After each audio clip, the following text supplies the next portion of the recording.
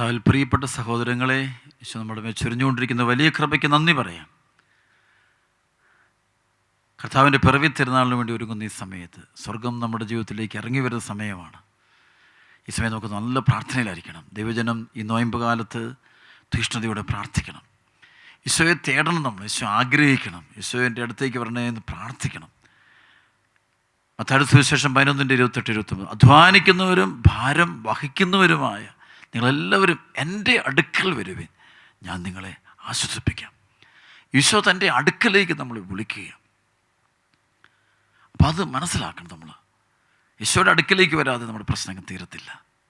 ഈശോയുടെ അടുക്കൽ മാത്രമാണ് നമുക്ക് യഥാർത്ഥത്തിലുള്ള രക്ഷ കിട്ടുക. അത് തിരിച്ചറിയണം. അത് വേറെ ആരുടെ അടുക്കൽ പോയാലും, ലോകത്തിൽ ഏത് വ്യക്തികളും, സിദ്ധന്മാരെന്നോ അല്ലെങ്കിൽ ജ്യോതിഷമെന്നോ മന്ത്രവാദിയെന്നോ അവനിവനൊന്നും, അത് ബന്ധനം കൂടുകയുള്ളൂ, പ്രശ്നങ്ങൾ കൂടുകയുള്ളൂ.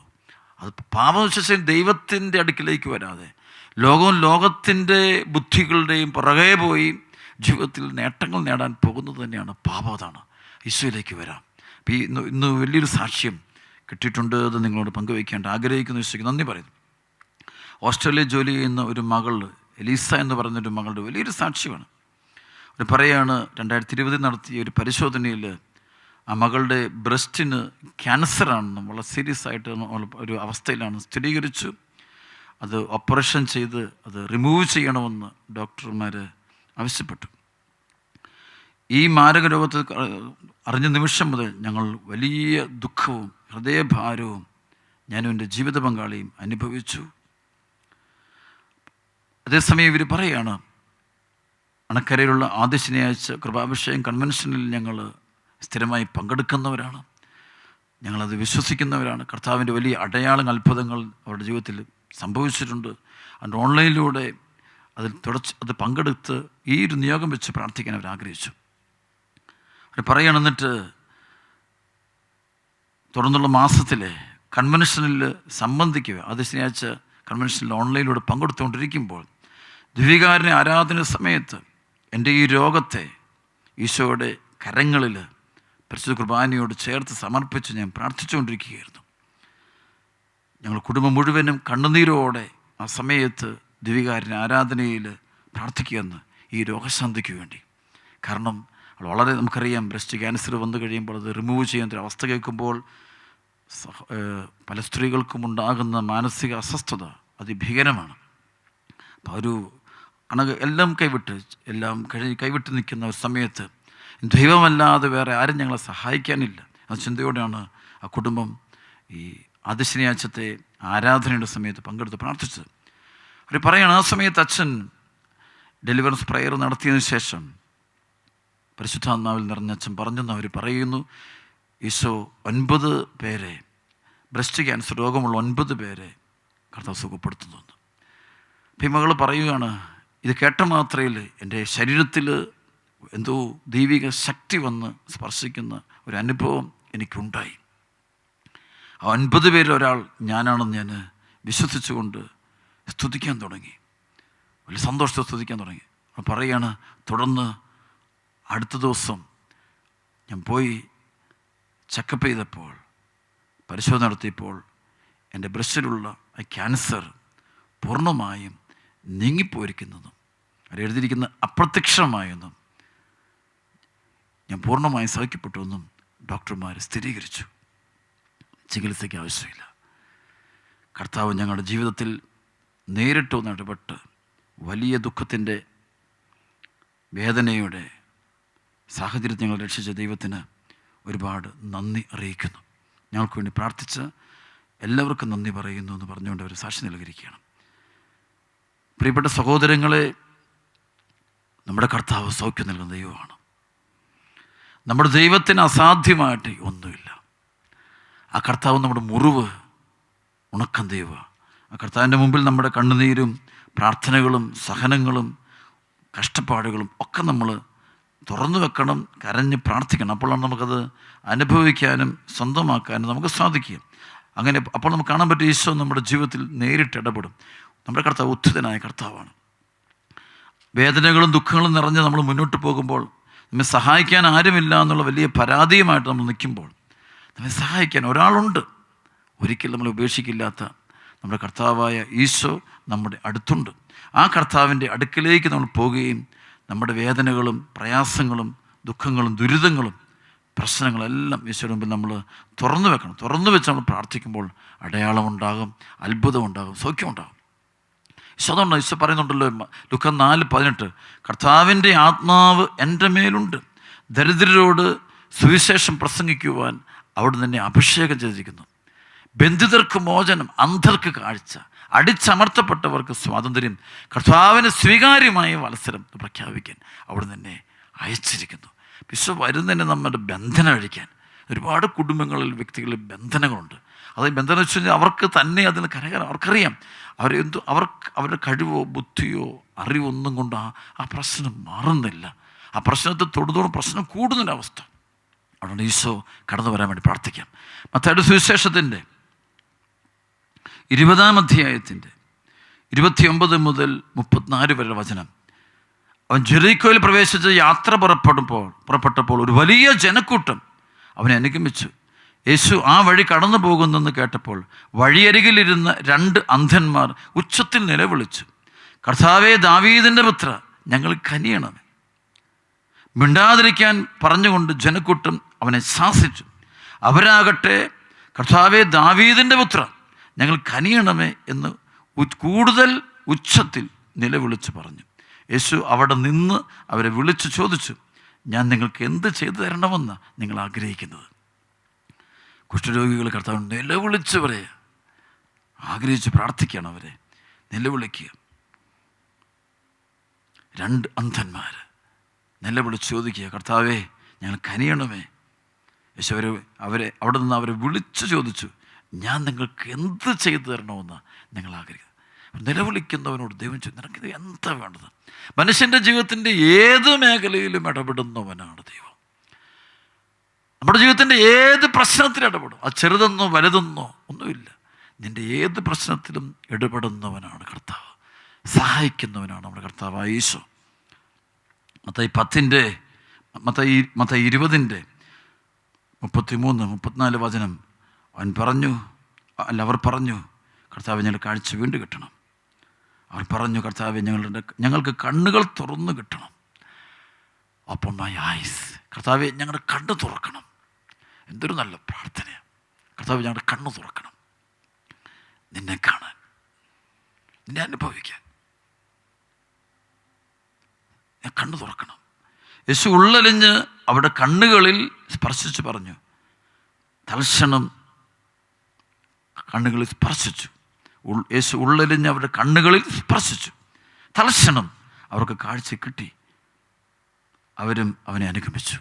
ഉള്ളലിഞ്ഞ് ഈശോ കൊണ്ട് മനുഷ്യൻ്റെ ആ ദൈവത്തോട് പ്രാർത്ഥിക്കുമ്പോൾ, മനുഷ്യൻ ദൈവത്തിൽ ആശ്രയിക്കുമ്പോൾ, ദൈവമേ ഉള്ളൂ ശരണമെന്ന് പറയുമ്പോൾ, Jesus I trust in you എന്ന് പറഞ്ഞ് അങ്ങനെ നിൽക്കുന്ന ജീവിതങ്ങളിലേക്ക് ദൈവം നോക്കുന്നത്, അലിവോടെ നോക്കുന്ന ദൈവം, അലിവുള്ള ദൈവം, കരുണയുള്ള ദൈവം. നോക്കിയിട്ട് അവിടെ പറയുക, നിന്റെ കണ്ണ് തുറക്കാൻ സ്പർശിച്ചു. ഈശോ സ്പർശിച്ചു. അവൻ ചോദിക്കുന്നത്, കർത്താവേ, ഞങ്ങളുടെ കണ്ണുകൾ തുറന്നു കിട്ടണം. ഞങ്ങളുടെ കണ്ണ് തുറന്നാൽ മതി, വേറെ ഒന്നും വേണ്ട. ഞങ്ങൾക്ക് പണമോ ജോലിയോ സ്ഥാനമാനോ കഴിവോ വീടോ സ്വത്തോ ഒന്നുമല്ല. നിന്നെ ഒന്ന് കാണണം, എന്നെ കണ്ണ് തുറക്കണം. അതെ, നമ്മളെന്ത് ചോദിക്കേണ്ടത് നമ്മുടെ കണ്ണ് തുറക്കപ്പെടാനാണ്. മനുഷ്യൻ്റെ ഉൾക്കണ്ണ് തുറക്കണം. പള്ളിയിൽ വന്ന് കുർബാനയിൽ പങ്കെടുക്കുമ്പോൾ ആ ബലിപീഠത്തിൽ ഉദ്ധിതനായ ഈശോ വരുമ്പോൾ കാണാൻ, എൻ്റെ കർത്താവേ, എൻ്റെ കണ്ണ് തുറക്കണേ. പക്ഷേ നീ സഭയിലൂടെ നടക്കും, എല്ലാ ദിവസവും നീ സഭയിൽ പ്രത്യക്ഷപ്പെടുന്നുണ്ട്. അതാണല്ലോ തിരുവചനത്തിൽ, യോഹന്നാന്റെ സുവിശേഷത്തിൽ 20-ാമത്തെ അധ്യായം 19 മുതൽ 23 വരെ വചനം. ആഴ്ചയുടെ ആദ്യ ദിവസമായി അന്ന് വൈകിട്ട് ശിഷ്യന്മാർ യഹൂദരെ ഭയന്ന് കതകടച്ചിരിക്കെ യേശുവെന്ന് അവരുടെ മധ്യയിൽ നിന്ന് അവരോട് പറഞ്ഞു, നിങ്ങൾക്ക് സമാധാനം. ഇപ്രകാരം പറഞ്ഞുകൊണ്ട് അവൻ തൻ്റെ കൈകളും പാർശ്വവും അവരെ കാണിച്ചു. കർത്താവിനെ കണ്ട് ശിഷ്യന്മാർ സന്തോഷിച്ചു. ജീവിതത്തിൽ മനുഷ്യന് സന്തോഷമുണ്ടാകുന്നത് അവൻ്റെ സ്രഷ്ടാവും അവൻ്റെ രക്ഷകനും അവൻ്റെ കർത്താവുമായ ഈശോ മിശിഹായെ കാണുമ്പോഴാണ് അവൻ ആനന്ദം. സഭയിലെന്നും ഈശോ വരുന്നുണ്ട്, തിരുസഭയിൽ. പക്ഷെ കർത്താവെ, എൻ്റെ കണ്ണുകൾ തുറന്നു കിട്ടണം. Open my eyes Jesus. ഈശോ എൻ്റെ കണ്ണ് തുറക്കണം, എൻ്റെ കണ്ണ് തുറക്കണം. അത് ആഗ്രഹിച്ച് പ്രാർത്ഥിക്കണം നമ്മുടെ മനസ്സിൽ. അതാണ് അവർ അപ്പോൾ ഏറ്റവും നല്ല പ്രാർത്ഥനയാണ്. അത് ചോദിക്കുമ്പോൾ ഈശോ അലിവോടെ ഈശോ അവനെ തൊടുകയാണ്. അവരെ തൊട്ടു, അവർ കണ്ണ് തുറക്കപ്പെട്ടു. കർത്താവ് തൊട്ട് കണ്ണ് തുറക്കുന്നത് കാണാൻ പറ്റും. ഇത് നമുക്ക് ഇതുപോലെ തന്നെ മറ്റൊരു സംഭവമാണ്, വചനമാണ് ലൂക്കാ സുവിശേഷത്തിൽ 24 അധ്യായത്തിൻ്റെ 13 മുതൽ 16 വരെ. ആ ദിവസം തന്നെ അവരിൽ 2 പേർ ജെറുസലേമിൽ നിന്ന് ഏകദേശം 60 സ്ഥാദിയോൺ അകലെയുള്ള എമ്മാവൂസ് ഗ്രാമത്തിലേക്ക് പോവുകയായിരുന്നു. ഈ സംഭവങ്ങളെക്കുറിച്ചെല്ലാം അവർ സംസാരിച്ചു കൊണ്ടിരുന്നു. അവർ സംസാരിക്കുകയും വാദിക്കുകയും ചെയ്തുകൊണ്ട് പോകുമ്പോൾ യേശുവും അടുത്തെത്തി അവരോടൊപ്പം യാത്ര ചെയ്തു. എന്നാൽ അവനെ തിരിച്ചറിയാൻ കഴിയാത്ത വിധം അവരുടെ കണ്ണുകൾ മൂടപ്പെട്ടിരുന്നു. ഈശോ എമ്മൗസിലേക്ക് പോകുന്ന ശിഷ്യന്മാരുടെ കൂടെ നടക്കുമ്പോഴും അവനെ തിരിച്ചറിയാനാവാത്ത അവരുടെ കണ്ണുകൾ ഒരു മൂടപ്പെട്ടു. പക്ഷെ നടക്കുന്നവർക്ക് അവർക്ക് യാതൊരു പ്രശ്നവുമില്ല. വസ്തുക്കൾ കാണാം, വ്യക്തികളെ കാണാം, സംഭവങ്ങൾ കാണാം, എല്ലാം കാണാം. അവർ കണ്ണുകൾ തുറന്നിരിക്കുന്നത് അവർ കണ്ണ് ഇങ്ങനെ മൂടലോ തിമിരോ ഒന്നുമില്ല. അവർക്ക് നല്ല കാഴ്ചയുള്ള കണ്ണുകളാണ്. ചെറുപ്പക്കാരായ ശിഷ്യന്മാരാണ്. അവർക്ക് ഒരു കുഴപ്പമില്ല, അവർക്കെല്ലാം വ്യക്തമാണ്. പക്ഷേ ഈശോയെ ദൈവമാണെന്ന് കാണാൻ പറ്റുന്നില്ല. അതാണ് കണ്ണിൻ്റെ മൂടലെന്ന് പറയുന്നത്. ഒരു സംഭവമാണ് കണ്ണിൻ്റെ മൂടൽ. കാണുന്നില്ല. പക്ഷെ വസ്തുക്കൾ കാണാം. അപ്പം തന്നെ എല്ലാവർക്കും പഠിക്കാൻ പറ്റുന്നുണ്ട്, പുസ്തകം പഠിക്കുന്നു, വായനയുണ്ട്, അറിവുണ്ട്, പഠിക്കുന്നില്ല, എല്ലാം കാണാം. നല്ല ക്ലീനാണ്, ഒരു കുഴപ്പമില്ല, വളരെ ക്ലാരിറ്റിയാണ്. പഠനം നന്നായിട്ട് പഠിക്കും. പക്ഷേ കാണേണ്ടത് കാണാൻ പറ്റുന്നില്ല, അറിയേണ്ടത് അറിയാൻ പറ്റുന്നില്ല. അന്ധകാരം അവനെ മൂടി, കണ്ണുകളെ മൂടി. അവൻ്റെ ഇരുണ്ട മനസ്സുകളാണ്. അതുകൊണ്ട് ആരെ വേണമെങ്കിലും കൊല്ലും. അപ്പനെ കൊല്ലാനോ, അമ്മയെ കൊല്ലാനോ, ഭാര്യയെ കൊല്ലാനോ, ഭർത്താവിനെ കൊല്ലാനോ, വയറ്റിക്കിടക്കുന്ന കുഞ്ഞിനെ കൊല്ലാനോ അവന് കുറ്റം പറഞ്ഞ കാര്യമില്ല. അവൻ അന്ധനാണ്. അവൻ ഇരുട്ടിലാണ്. അവന് വേറെന്താണ്? സഭയ്ക്കെതിരെ പോകുന്നു, വിശ്വാസത്തിനെതിരെയൊക്കെ പോവുന്നത്. അവൻ്റെ കണ്ണന്താണ്. പക്ഷേ എല്ലാ ദിവസവും പള്ളിയിലൊക്കെ പോവുകയും അവൻ്റെ ചടങ്ങുകളെല്ലാം നടത്തുന്നുണ്ടെങ്കിലും അവൻ്റെ കണ്ണുകൾ അന്ധമാണ്. ആ അന്ധത മാറ്റുന്നത് ഈശോ മാത്രമാണ്.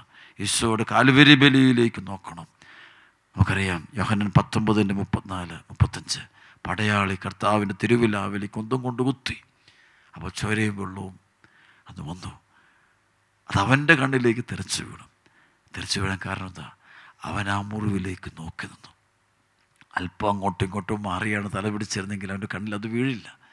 അവൻ ആ ഈശോയുടെ തിരുമുറിവിലേക്ക് നോക്കി നിന്നപ്പോൾ അവിടെ നിന്നാണ് ആ ചോരത്തുള്ളി വന്നിട്ട് അവൻ്റെ കണ്ണിലേക്ക് പതിക്കുന്നതും അവൻ സുഖം പ്രാപിക്കുന്നതും.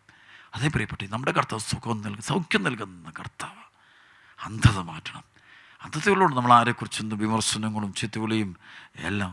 അന്ധനാണ് അവൻ, അന്ധനാണ്. Is blind, she is blind.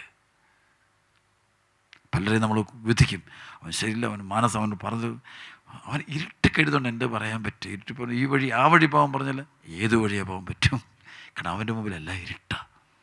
നമ്മൾ അവനോട് പറയാം ഇതാണ് ശരി വഴി എന്ന് പറഞ്ഞാലും അവനെ വഴി പോകാൻ പറ്റുന്നില്ല. കാരണം his mind is blind. Blindness അവൻ്റെ മനസ്സിനെ ഇരുട്ടിലാക്കി കളഞ്ഞു.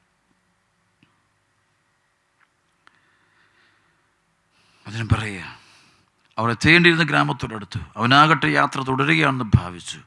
അവർ അവനെ നിർബന്ധിച്ചുകൊണ്ട് പറഞ്ഞു, ഞങ്ങളോട് കൂടെ താമസിക്കുക, നേരം വൈകുന്നു, പകൽ അസ്തമിക്കാറായി. അവൻ അവരോട് കൂടെ താമസിക്കുവാൻ കയറി.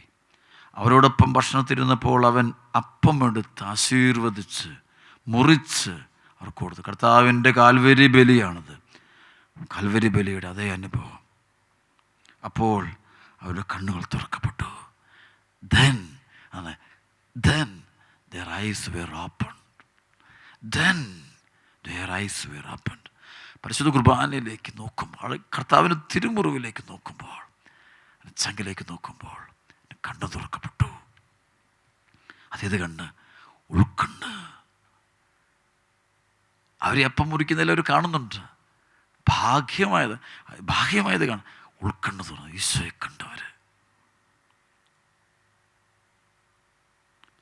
അവർ അവനെ തിരിച്ചറിഞ്ഞു. പക്ഷേ അവൻ അവരുടെ മുമ്പിൽ നിന്ന് അപ്രത്യക്ഷനായി. അവർ കണ്ടു അവർ. അതെ, കർത്താവേ ഞങ്ങളുടെ കണ്ണ് തുറക്കണമേ എന്ന് പ്രാർത്ഥിക്കാം. അന്ധത മാറ്റാം, ഈശോയിലേക്ക് തിരിയുക. വചനം ഈശോ ഇത് കിട്ടണമെങ്കിൽ ഈശോയിലേക്ക് വരും, വചനം വായിക്കുക, ബലിയിൽ സഭയുടെ തിരുസഭയുടെ കൂദാശകളിൽ പങ്കുചേരുക, പരിശുദ്ധ ബലിയിൽ ഉണർന്ന് പ്രാർത്ഥിക്കുക. ഈശോ വിളിക്കുന്നു, എല്ലാവരും ഈശോ വിളിക്കുന്നു, എല്ലാവരും വിളിക്കുന്നു. ഇവിടെ 2 ശിഷ്യന്മാർ വഴിതെറ്റിപ്പോകുമ്പോൾ, അവർ എമ്മാവൂസിലേക്ക് പോകുമ്പോൾ, യെരുശലേമിൽ നിന്ന്, ദൈവത്തിൻ്റെ നഗരത്തിൽ നിന്ന് ലോകത്തിൻ്റെ നഗരത്തിലേക്ക് പോകുമ്പോൾ കർത്താവ് അവരുടെ കൂടെ നടന്ന് അവരെ കണ്ണു തുറക്കാൻ നോക്കുന്നു. ആദ്യം വചനമാണ് കൊടുക്കുന്നത്. വചനം കൊടുത്ത് അവരെ ജ്വലിപ്പിച്ചിട്ട്, ഹൃദയം ജ്വലിപ്പിച്ചിട്ട് കർത്താവ് ബലിയർപ്പണം, കർത്താവിൻ്റെ കാലുബലി ബലി നടത്തുക. ശരിക്കും ഇന്ന് ലോകത്തിൽ അത്ഭുതം നടക്കുന്നത് ശരി കർത്താവിൻ്റെ കുരിശ് മരണത്തുള്ളൂ. സഭ ലോകത്ത് അർപ്പിക്കുന്ന പരിശുദ്ധ കുർബാനയുടെ ഫലമാണ് അനേകം മക്കൾ കർത്താവിനെ കാണുന്നത്. ഉദ്ധിതനായ യേശു അനുഭവിക്കുന്നതിൻ്റെ കാരണം അതാ. എൻ്റെ പ്രിയപ്പെട്ട സഹോദരങ്ങളെ, മനസ്സ് തുറക്കണം, നമ്മൾ ഹൃദയം തുറക്കണം. നമ്മളെ പൈശാചികത എല്ലാം വിട്ടുപോകട്ടെ, അസ്വസ്ഥത മൊത്തം വിട്ടുപോകട്ടെ, അന്ധകാരം മാറിപ്പോട്ടെ, പരിശുദ്ധാത്മാവ് നമ്മെ തൊടുന്ന അനുഭവം ഉണ്ടാകട്ടെ, നമ്മളെ മുറിവുകളൊക്കെ ഉണങ്ങട്ടെ, കണ്ണുനീര് മാറട്ടെ, പ്രയാസം മാറട്ടെ. Yes, my dear friends in Jesus Christ, let us pray. Lord Jesus, touch my eyes and open my eyes that I want to see you. Isho, എനിക്ക് നിന്നെ കാണണം. അത് ആഗ്രഹത്തോടെ ആയിരിക്കണം. ഈശോയെ കണ്ടു കഴിയുമ്പോൾ നമ്മുടെ സന്തോഷം, ശിഷ്യന്മാരുടെ ദുഃഖം മുഴുവൻ മാറുന്നത് എപ്പോഴാണെന്നറിയോ? ഈശോ കാണുമ്പോഴാണ്. രാത്രി മുഴുവൻ അധ്വാനിച്ചിട്ടും മത്സ്യമൊന്നും കിട്ടാതെ കരയിലേക്ക് വള്ളവുമായി വരുന്ന ശിഷ്യന്മാർ കരയ്ക്ക് നിൽക്കുന്നത് ഈശോ വിളിക്കുന്നുണ്ട്. കുഞ്ഞുങ്ങളെ, നിങ്ങളുടെ പക്കൽ വല്ലതും ഉണ്ടോ? ഒന്നുമില്ല. വഞ്ചിയുടെ വലതുവശത്ത് വലയിറക്കാൻ പറയുമ്പോൾ അവർ വലയിറക്കുന്നു. ആ സമയത്ത് വല നിറച്ച് മത്സ്യം കിട്ടുമ്പോൾ ഉടനെ യോഹന്നാൻ പറഞ്ഞു, അത് നമ്മുടെ കർത്താവാണ്. അപ്പോഴേ പത്രോസ്ലേ എന്ത് ചെയ്ത് മത്സ്യവും വഞ്ചിയും വലയും അനുപേക്ഷിച്ചിട്ട് അവൻ നേരെ കരയിലേക്ക് ഈശോ അടുക്കിലേക്ക് ചെല്ലുക. അതെ, ഈശോ അടുക്കിലേക്ക് നീന്തണം. ഈ ലോകത്തിൻ്റെ പ്രശ്നങ്ങൾ, കുടുംബങ്ങളുടെ പ്രശ്നങ്ങൾ, സമ്പന്നരുടെ പ്രശ്നങ്ങൾ, പാവപ്പെട്ടവൻ്റെ പ്രശ്നങ്ങൾ, രോഗികളുടെ, വൈദികരുടെ പ്രശ്നങ്ങൾ, എല്ലാവരുടെ പ്രശ്നങ്ങൾ, you have to move towards Jesus Christ. ഈശോയുടെ അടുക്കിലേക്ക് ചെല്ലും. You should move to Jesus Christ. ഈശോയുടെ അടുക്കിലേക്ക് അടുക്കണം, അങ്ങോട്ട് ചെല്ലണം. എങ്കിൽ ഈശോ അവിടെ ഒരു വിരുന്നൊരുക്കിയിട്ടുണ്ട്. തൻ്റെ ശരീരം രക്തവും ഈശോയെ ഒരു വിരുന്ന്, വലിയൊരു ആനന്ദത്തിൻ്റെ ഒരു വിരുന്നുണ്ട്. ഈശോ അടുക്കിലേക്ക് വരുന്നവർക്കല്ല ഈശോ ഒരു വിരുന്ന് കൊടുക്കും. ആനന്ദം ഈശോ, അതെന്താണ് ഒരു അനുഭവം? അത് ഈശോ തന്നെയാണ്. ഈശോ തന്നെ കൊടുക്കുക, തന്നെ കൊടുക്കുക. അത് വരുവിൻ, നമുക്ക് രമ്യതപ്പെടാം. എസ് 1:18, എസ് 85:1-2, ദാഹാർത്തരെ ജലാശയത്തിങ്കിലേക്ക് വരുവിൻ, നിർധനൻ വന്ന് വാങ്ങി ഭക്ഷിക്കട്ടെ. എല്ലാവരും ഈശ്വരയിലേക്ക് വരിക, കർത്താവിലേക്ക് വരിക. ലോകത്തെ മുഴുവൻ വിളിക്കുന്ന സമയമാണ്. ലോകം മുഴുവൻ വരട്ടെ, പ്രപഞ്ചം മുഴുവനും കർത്താവിൻ്റെ അടുക്കിലേക്ക് വരട്ടെ. കർത്താവിൻ്റെ അടുക്കൽ വന്ന് കർത്താവിനെ വിളിക്കട്ടെ. എൻ്റെ ദൈവമേ എന്ന് വിളിക്കട്ടെ. ആ കർത്താവ് നിന്നെ ഒരിക്കലും ഉപേക്ഷിക്കില്ല, ഒരിക്കലും ഉപേക്ഷിക്കില്ല, തള്ളിക്കളയില്ല, മറക്കില്ല.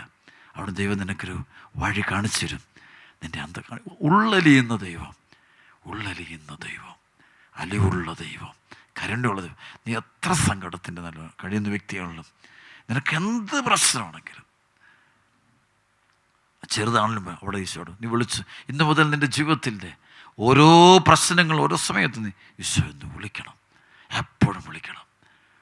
രാവിലെ എഴുന്നേൽക്കുമ്പോൾ ഈശോ എന്ന് വിളിക്കണം, യാത്രയ്ക്ക് പോകുമ്പോൾ വിളിക്കണം, ജോലി സ്ഥലത്തും വിളിക്കണം, മറ്റുള്ളവരെ ഒറ്റപ്പെടുത്തുമ്പോൾ ഈശോയെ എന്ന് വിളിക്കണം, മക്കൾ തന്നെ ഒറ്റപ്പെടുത്തുമ്പോൾ ഈശോ വിളിക്കണം, ജീവിത പങ്കാളി തെറ്റിദ്ധരിക്കുമ്പോൾ ഈശോ എന്ന് വിളിക്കണം, സന്ധ്യയ്ക്ക് ഈശോ എന്ന് വിളിക്കണം, ഉറങ്ങുമ്പോൾ ഈശോ എന്ന് വിളിക്കണം. നീ കുഞ്ഞുങ്ങൾ ജനിക്കുമ്പോൾ ഈശോ എന്ന് വിളിക്കണം, കുഞ്ഞുങ്ങൾ വളരുമ്പോഴും ഈശോ എന്ന് വിളിക്കണം, ജീവിതത്തിലെപ്പോഴും ഈശോയെ എന്ന് വിളിക്കണം. നീ ആ ഒരു ബന്ധം ഉണ്ടാകട്ടെ. അത് ആ വിളിക്കണമെങ്കിൽ ആ കണ്ണ് തുറക്കപ്പെടണം, ഉൾക്കണ്ണ് എൻ്റെ തുറക്കണം. ഈശോയെ അനുഗ്രഹിക്കണേ എന്ന് നമുക്ക് മനമുരുകി പ്രാർത്ഥിക്കാം. ഈ ആരാധന സമയത്ത് സ്വർഗം ഇറങ്ങി വന്ന് നിന്നെ സ്പർശിക്കട്ടെ എന്ന് പ്രാർത്ഥിക്കുന്നു. മുട്ടുമെന്നുകൊണ്ട് കൈകുകൾ കൂപ്പി പിടിച്ചുകൊണ്ട് ഈ ഡെലിവറൻസിൻ്റെ ആരാധന നമുക്ക് പങ്കെടുത്ത് ഈ കർത്താവിനെ ആരാധിക്കാം. ഈശോയെ അനുഗ്രഹിക്കട്ടെ. ആമേൻ.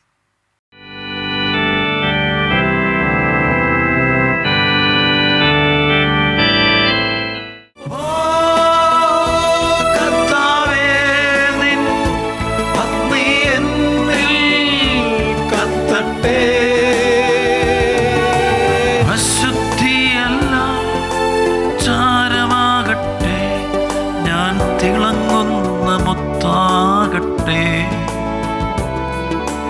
അശുദ്ധിയല്ല ചാരമാകട്ടെ, ഞാൻ തിളങ്ങുന്ന മുത്താകട്ടെ.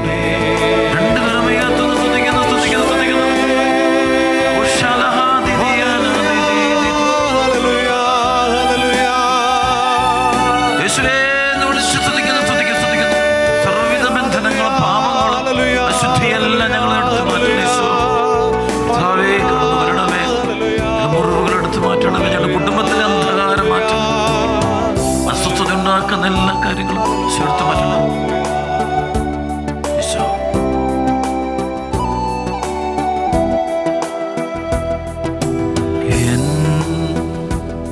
ഹൃദയം,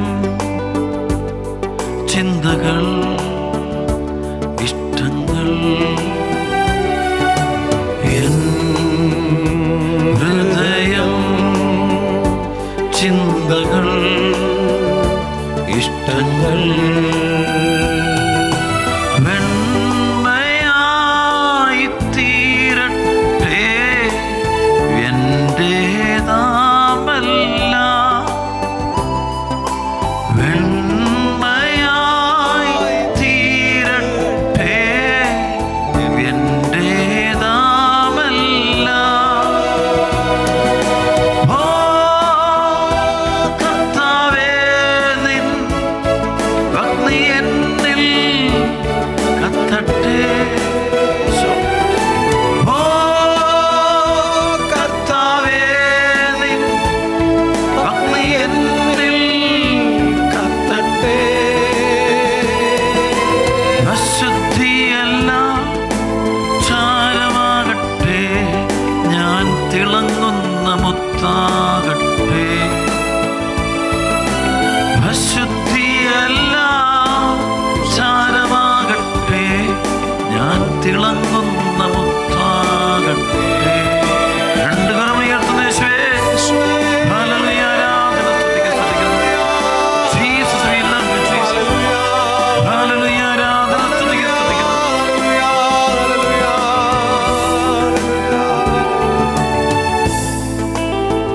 പ്രിയപ്പെട്ട മക്കളെ, ജീവിതത്തിന്റെ ബന്ധനം അഴിയട്ടെ. 1 തെസ്സലോനിക്കർ 4:7-8 നിങ്ങളുടെ വിശുദ്ധീകരണമാണ് ദൈവം അപേക്ഷിക്കുന്നത്. അശുദ്ധിയിലേക്കല്ല, വിശുദ്ധിയിലേക്കാണ് ദൈവം നമ്മെ വിളിച്ചിരിക്കുന്നത്. ദൈവം നമ്മെ വിശുദ്ധിയിലേക്ക് വിളിക്കുന്നു. എല്ലാവരും വിശുദ്ധീകരിക്കപ്പെടട്ടെ. എൻ കരങ്ങൾ, പാദങ്ങൾ, പാതകൾ, എൻ കരങ്ങൾ, പാദങ്ങൾ, പാതകൾ വെണ്മയായി തീരട്ടെ, എന്റേതാമല്ല. വെണ്മയായി തീരട്ടെ, എന്റേതാമല്ല. ഓ കർത്താവേ, നിൻ അഗ്നി എന്നിൽ കത്തട്ടെ. ഓ കർത്താവേ, നിൻ അഗ്നി എന്നിൽ കത്തട്ടെ.